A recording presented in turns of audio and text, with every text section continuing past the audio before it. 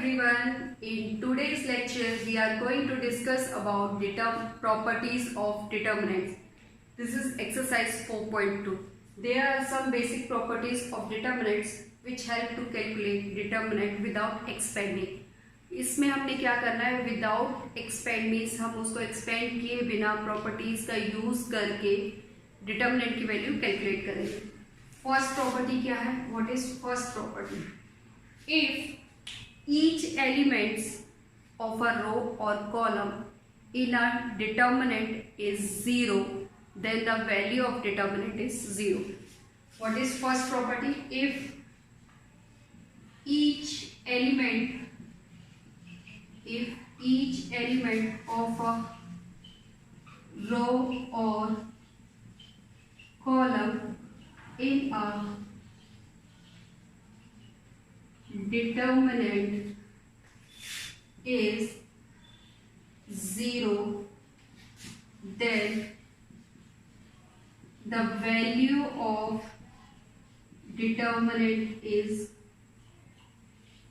then the value of determinant is equal to 0.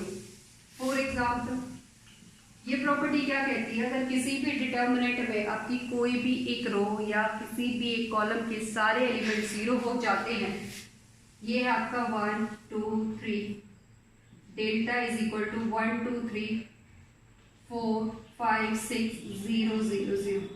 Here the row 3 R3 is 0, तो आप देखते ही बोल दोगे, इसको एक्सपेंड करने की जरूरत नहीं है, इसका रिजल्ट क्या है? 0 है. और सेकेंड एग्जाम्पल ले लेते हैं, delta 2 is equal to 1 2 3 0 0 0 4 5 6. Second column हमारा क्या है? 0. Each element in the second column is 0, then हम डायरेक्ट इसकी वैल्यू क्या लिख देंगे? 0. तो फर्स्ट प्रॉपर्टी क्या है? If each element of a row और column in a determinant is 0, then the value of that determinant is also 0. Second property, if each element on the one side of a principal diagonal, if each element on the one side of a principal diagonal is 0, then the value of determinant is given by product of elements of principal diagonal. Means अगर आपके पास कोई भी triangular matrix form होती है तो आप उसका determinant निकालोगे, वो क्या होगा? उसका प्रोडक्ट होगा प्रिंसिपल डायगोनल्स का. For example, delta 1 is equal to 1 2 3, ये हमारा क्या है? प्रिंसिपल डायगोनल है. इसके किसी भी एक साइड पे लेट, यहाँ हमने क्या किया है? -1 4 6 ये लिया है. ये हमारा है प्रिंसिपल डायगोनल. इसके किसी भी on the one side, if each element on the one side of a principal diagonal is 0, इसके किसी भी एक साइड पे, अभी यहाँ देखो ये सारे एलिमेंट 0 है, तो इसकी वैल्यू कितनी हो जाएगी? 1 × 2 × 3 which is equal to 6. This is, ये आपका कौन सा है? This is your lower triangular. ठीक है. नेक्स्ट, डेल्टा 2 की वैल्यू क्या है? अगर हम यहाँ लेते हैं -1 2 5 ले लिया, इसको हमने यहाँ 0 किया, यहाँ 0 किया, यहाँ 0 किया, ये है 1 1 3. ठीक है. तो अभी यहाँ देखें, ये जो है ये है हमारा प्रिंसिपल डायगोनल. इसके नीचे एक साइड पे, किसी भी एक साइड पे सारे एलिमेंट 0 हैं, तो ये कितना हो जाएगा? -10. 5 × 2 -1 10. सेकेंड प्रॉपर्टी क्लियर हुई. Next, third property, if we interchange rows and columns, then the value of determinants remain unchanged. if rows and columns are interchanged, then the value of determinant remain same. ये property हम already पढ़ चुके हैं, means determinant of A is equal to determinant of A transpose. किसी भी determinant का अगर आप किसी भी मैट्रिक्स का आप डिटर्मिनेंट लेते हो या फिर उसके ट्रांसपोज का डिटर्मिनेंट लेते हो तो उसके डिटर्मिनेंट पे कोई इफेक्ट नहीं होता, वो आपके क्या रहते हैं, सेम। ये आपकी 3 प्रॉपर्टीज है। नेक्स्ट है आपकी 4th one property is if any two rows or column of a determinant are interchanged, then the value of determinant changes by negative sign only. Means if delta is 1 2 3 4 5 6 7 8 9, if we are interchanging r1 by r2, अगर हम r1 और r2 को interchange करते हैं तो हम यहाँ क्या लेंगे, नेगेटिव साइन लेंगे। 1 2 3 ये हो गया आपका 4 5 6 1 2 3 7 8 9। Means if you are interchanging one time row और column then you put minus sign. If you are interchanging 2 times, अगर हम फिर से r2 और r3 को इंटरचेंज करेंगे तो नेगेटिव लेंगे, वो नेगेटिव और नेगेटिव क्या बना देगा, पॉजिटिव। तो हमारे पास फॉर्मूला क्या होता है, जितनी बार हम इंटरचेंज कर रहे हैं -1 की पावर दैट और इनटू में डेल्टा। मीन्स जो प्रीवियस इसका रिजल्ट आपका लेट सपोज की आता है, इसका रिजल्ट लैम्डा है, ठीक है। तो जब आप इंटरचेंज करोगे तो उसका रिजल्ट सिंपल क्या हो जाएगा, आपका माइनस लैम्डा हो जाएगा। एक बार इंटरचेंज करोगे माइनस आएगा, 2 बार इंटरचेंज करोगे माइनस माइनस प्लस हो जाएगा, 3 बार इंटरचेंज करोगे माइनस माइनस माइनस। तो आपके पास मैक्सिमम 3/3 का डिटर्मिनेंट होता है, तो आप 2 टाइम्स उसको चेंज कर सकते हो। मीन्स 2 टाइम्स इंटरचेंज करोगे और आपका साइन उसके अकॉर्डिंग ही होगा। एक बार इंटरचेंज किया r1 और r2 को इंटरचेंज किया -1, फिर नेक्स्ट टाइम आप करोगे r2 और r3 को इंटरचेंज तो वहां से -1 और ये -1 क्या बना देगा, आपका प्लस, ठीक है। Next property, if any 2 rows और column of a determinant are identical और proportional then the value of lambda is 0। यहाँ से आप क्या निकाल सकते हो, लैम्डा 1 2 3 4 5 6 1 2 3। अब यहाँ से देखो r1 and r3 are same, means ये आइडेंटिकल है, तो आपको इसको एक्सपेंड करने की जरूरत नहीं है। आप इसका डायरेक्ट आंसर क्या लिख सकते हो, 0 लिख सकते हो। आप इसका डायरेक्ट आंसर क्या लिख सकते हो, 0। या फिर एक और एग्जांपल लेते हैं, ये 2 4 6 है, ये 1 2 3 है, या हमने -1 1 1 लेंगे। अब ये देखो फर्स्ट रो से अगर आप 2 कॉमन निकालते हो तो ये कितना हो जाएगा, 1 2 3 1 2 3 -1 1। तो r1 और r2 आपकी क्या हो गई, आइडेंटिकल हो गई, तो उस केस में भी रिजल्ट हमारा क्या हो गया, 0। मीन्स ये हमारे क्या प्रोपोर्शनल है। तो 5th प्रॉपर्टी क्या कहती है, अगर 2 रोज और 2 कॉलम आपकी क्या हो जाती है, आइडेंटिकल और प्रोपोर्शनल हो जाती है, तो भी हमारे पास डिटर्मिनेंट की वैल्यू क्या होगी, 0 होगी, ठीक है। इतना क्लियर है। फर्स्ट में हमने क्या देखा था, फर्स्ट प्रॉपर्टी में हमारा क्या था कि अगर हमारे पास किसी भी डिटर्मिनेंट के अंदर कोई भी रो या कॉलम 0 हो जाती है तो डिटर्मिनेंट की वैल्यू डायरेक्ट 0 लिख दोगे। सेकंड प्रॉपर्टी थी, अगर प्रिंसिपल डायगोनल के किसी भी एक साइड पे आपको एलिमेंट 0 मिलते हैं तो डिटर्मिनेंट की वैल्यू क्या होगी, प्रोडक्ट होगा प्रिंसिपल डायगोनल का। थर्ड प्रॉपर्टी क्या है, थर्ड प्रॉपर्टी में हमारा है कि अगर हम किसी भी डिटर्मिनेंट के रोज और कॉलम को मीन्स इंटरचेंज करते हैं, मीन्स ट्रांसपोज लेते हैं, तो वो मैट्रिक्स के डिटर्मिनेंट के इक्वल ही रहता है। तो ए का determinant is equal to its determinant of its transpose.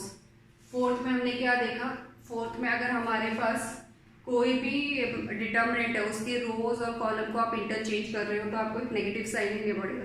जितनी टाइम्स आप इंटरचेंज करोगे उतनी टाइम्स आपका साइन चेंज होगा। नेक्स्ट फिफ्थ प्रॉपर्टी क्या कहती है, अगर हमारे पास डिटर्मिनेंट के अंदर कोई 2 रो या कॉलम आपके आइडेंटिकल हो जाते हैं तो डायरेक्ट हम रिजल्ट क्या लिख सकते हैं, 0।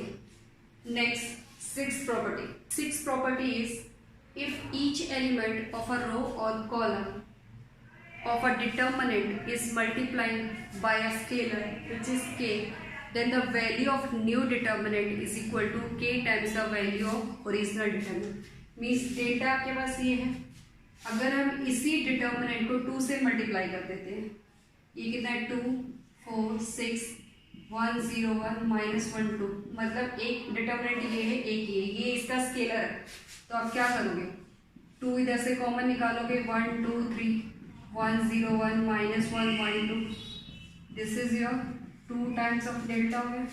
मीन्स नया जो डिटर्मिनेंट है वो 2 टाइम्स है ओरिजिनल डिटर्मिनेंट। तो ये प्रॉपर्टी क्या कहती है, अगर हम किसी भी डिटर्मिनेंट को एक स्केलर से मल्टीप्लाई करते हैं तो उस डिटर्मिनेंट की वैल्यू क्या हो जाती है, k times of that determinant.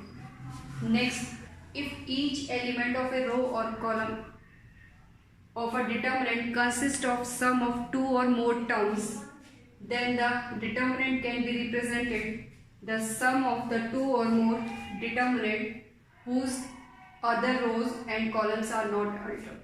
Means अगर आपके पास एक डिटर्मिनेंट है, उसके अंदर जो आपके रोज या कॉलम है मोर देन 1 टर्म्स है। यहाँ देखो रो 2 के पास मोर देन 1 टर्म्स है, मीन्स एक a है, एक 2x है, एक b है 2।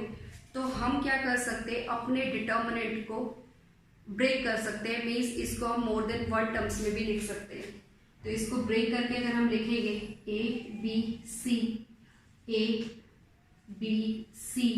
x y z प्लस जो उसकी अदर है, मीन्स जिसमें टर्म्स है उसको छोड़ के बाकी जितने रोज और कॉलम वो अल्टर नहीं होनी चाहिए। ये a b c 2x 2y 2z x y z। अब यहाँ देखो a b c, अब आपको प्रॉपर्टीज यूज करनी है, प्रॉपर्टीज को यूज करके डिटर्मिनेंट कैलकुलेट करना है, एक्सपेंड करने की जरूरत नहीं है। ये दोनों क्या आइडेंटिकल है, इसकी वैल्यू हो गई c2। यहाँ से चेक करो 2 अगर आप कॉमन निकालोगे तो ये और ये भी क्या हो जाएगी, आइडेंटिकल हो जाएगी। तो रिजल्ट हमें क्या मिलेगा, इस ओवरऑल डिटर्मिनेंट का रिजल्ट क्या होगा 0। तो लास्ट प्रॉपर्टी क्या कहती है, अगर किसी भी डिटर्मिनेंट के अंदर आपकी रो या column more than 1 terms contain करती है तो हम उस डिटर्मिनेंट को मोर देन 1 फॉर्म में भी लिख सकते हैं, मीन्स मोर देन 1 डिटर्मिनेंट की फॉर्म में लिख सकते हैं। कंडीशन ये है कि जो आपके अदर रोज और कॉलम है, मीन्स जिसमें आपकी सिंगल टर्म्स है वो चेंज नहीं होनी चाहिए। जैसे यहाँ पे ABC चेंज नहीं हुआ, XYZ चेंज नहीं हुआ, सिर्फ आपने इसको चेंज किया। तो ये हमारे कितने डिटर्मिनेंट्स बन गए, 2। तो these are the basic properties of, let's understand these properties by using some examples. These are the some examples in which we have to prove without expanding, means हमें एक्सपेंशन यूज नहीं करनी है, हमें अपनी properties का use करके ही इनको prove करना है। Question number 1 is we have 1 BCA B plus C 1 CA this is B C plus A 1 AB C A plus B. This is a determinant. Now we have to prove the value of this determinant is equal to 0. अब देखो यहाँ पे आपका 1 1 है, 0 किस case में बनता है, या तो हम दो वैल्यूज को, 2 रोज या 2 कॉलम्स को क्या बना दें, आइडेंटिकल बना दें। अब देखो ये बन सकता है AB plus AC BC, हम इनको ऐड करें तो हम क्या अप्लाई कर रहे हैं, C2 tense to C2 plus C3। जब भी आप ऑपरेशन परफॉर्म करोगे, ऑपरेशंस हमने लगाए दिए हैं 3.4 में, जिनको ऑपरेशंस लगाने नहीं आते वो सबसे पहले एलिमेंट्री ट्रांसफॉर्मेशन की वीडियोस देखें, वहाँ पे हम कैसे कैसे ऑपरेशंस अप्लाई कर रहे हैं वो आपको लगाना आएगा।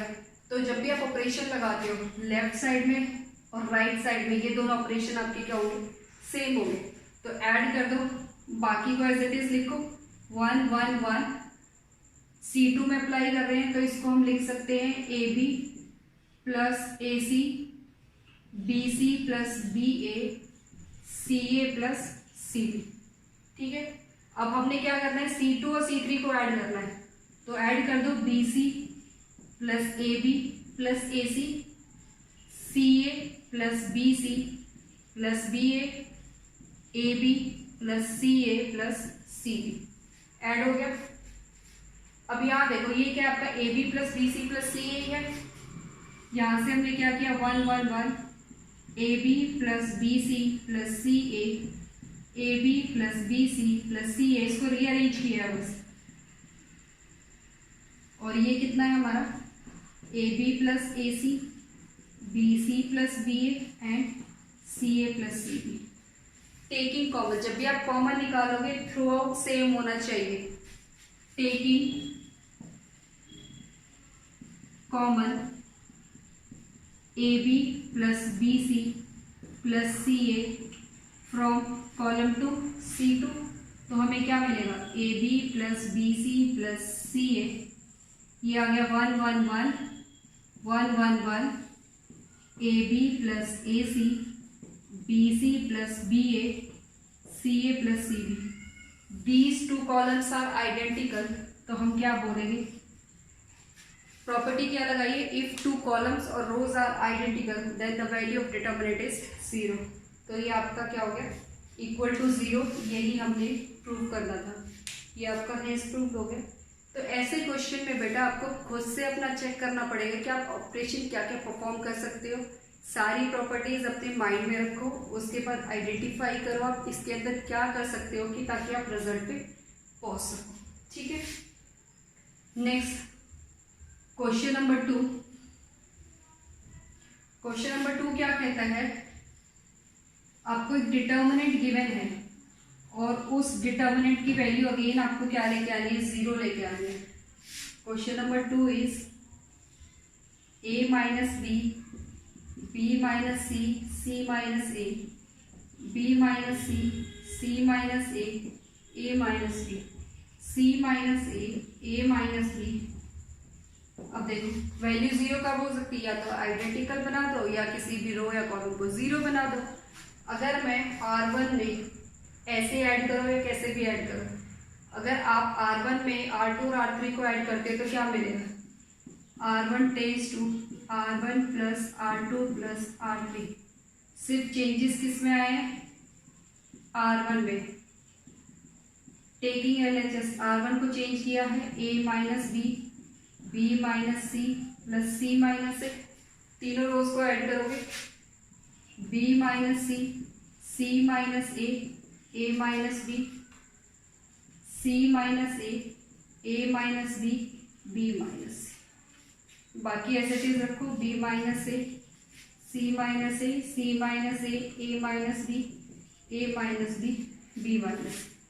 ये देखो ये सारे आपके क्या हो रहे हैं, कैंसिल हो रहे हैं।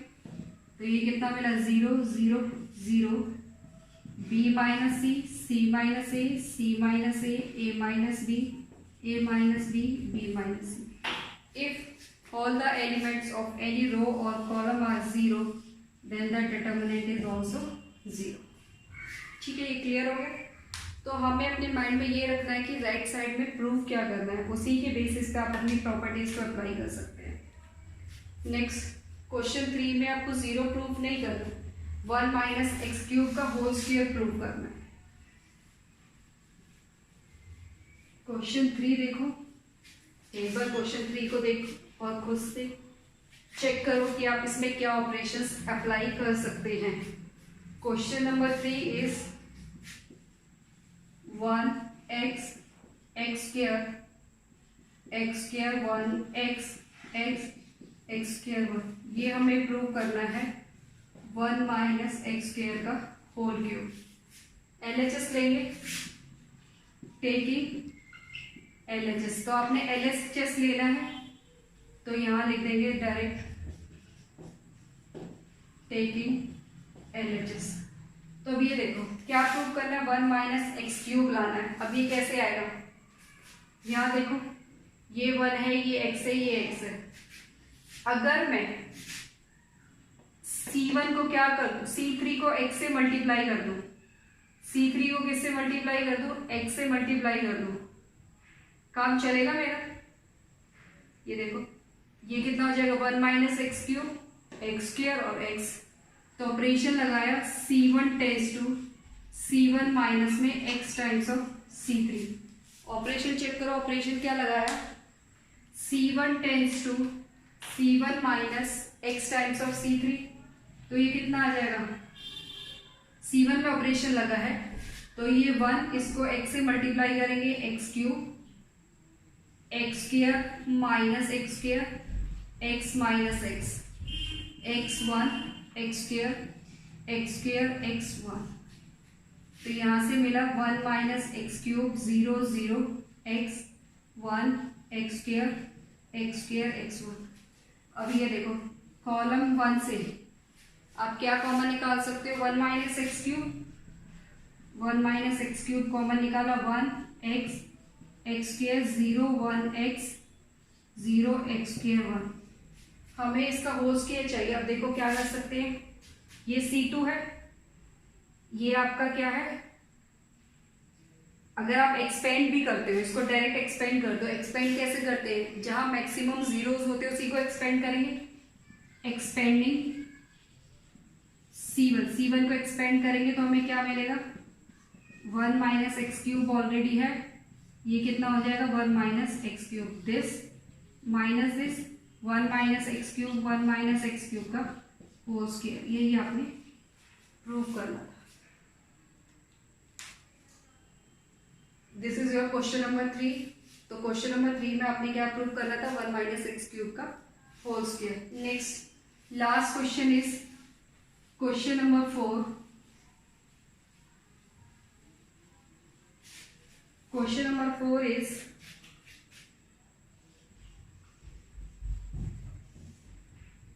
x plus y plus 2z, next is z, उसके बाद है आपका x प्लस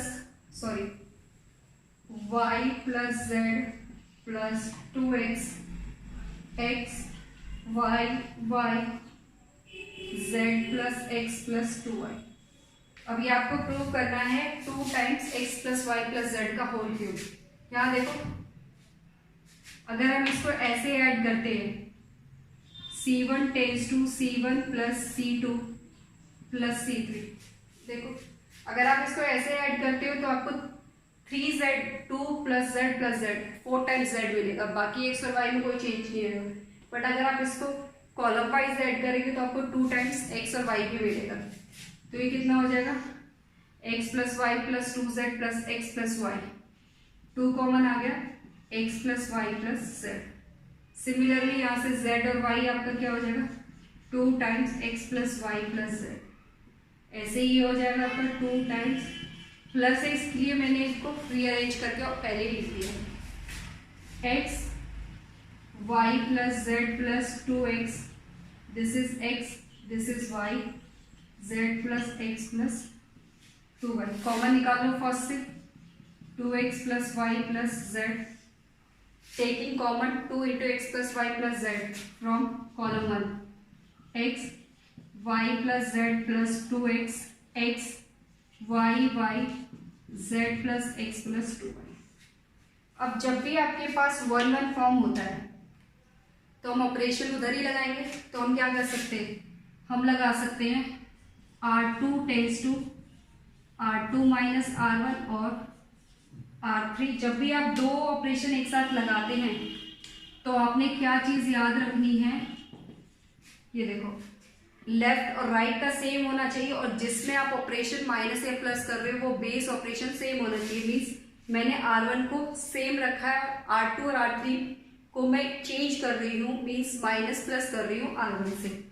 तो ये कितना आएगा, 2x plus y plus z, row 1 को एज इट इज रखा, x y, ये कितना हो जाएगा 1 minus 1 0, y plus z 2x minus x, y plus z plus x, this is 0। Next 1 minus 1 0, x minus x 0, ये कितना हो जाएगा z plus x plus y। तो अब यहाँ देखो कॉमन क्या निकल रहा है, रो 2 और रो 3 में से, taking common x plus y plus z from R2 and R3, taking common x plus y plus z from R2 and R3। R2 और R3 में से हम क्या निकाल सकते हैं, x plus y plus z common. तो पहले से ही हमारे पास क्या है, x plus y plus z है, एक x प्लस वाई जेड यहाँ से निकला, एक यहाँ से निकला, होल स्क्वायर, तो ये क्या हो गया आपका होल क्यूब हो गया। पहले से ही x plus y plus z हमारे पास है। Now take it common from x plus y plus z from R2 and R3। हमने 2 टाइम्स कॉमन निकाला, स्क्वायर हो गया, और एक ये क्या हो गया क्यूब हो गया। तो ये कितना हो गया 1x y। नेक्स्ट क्या है 0 1 0 0 0 1। अब हम क्या करेंगे एक्सपेंड कर देंगे, जहां हमको मैक्सिमम 0 मिल रहे हैं वहां एक्सपेंड कर दो। एक्सपेंडिंग C1, तो ये कितना हो जाएगा 2x plus y plus z का whole cube 1 minus 0 which is equal to 2 times x plus y जेड का होल क्यूब। यही हमने प्रूव करना था, हेंस प्रूव।